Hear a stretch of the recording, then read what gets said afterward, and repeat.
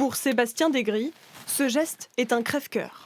Là, je fais le plein, comme tous les matins avant de démarrer.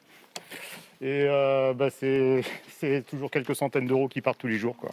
Près de 250 € pour 200 litres de gazole non routier.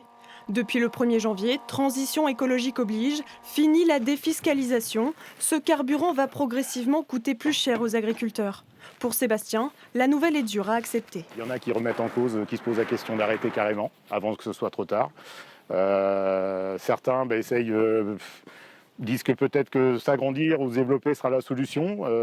Honnêtement, aujourd'hui, j'ai pas de solution miracle, quoi. Donc, on subit, mais on subira pas une éternité, hein, c'est sûr. Agriculteurs bio comme conventionnels, beaucoup se retrouvent sur le sujet car le GNR leur est indispensable aujourd'hui. En 3 ans, son prix a doublé. Pour cet agriculteur, le coût représente entre 12 et 15 000 € par an.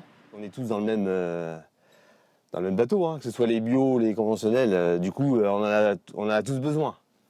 Voilà. Donc après, trouver un tracteur qui je sais pas, mais qui roule à l'hydrogène, hein, peut-être.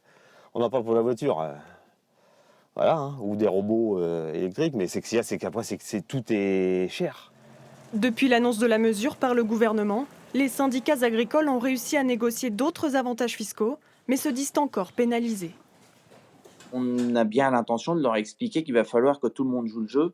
Quand on a nos matières premières qui augmentent, mais nos coûts de vente de produits, par contre, qui ne suivent pas, en fait, il y a aussi un problème là. Il va bien falloir qu'ils entendent que quand on ne travaille pas pour rien.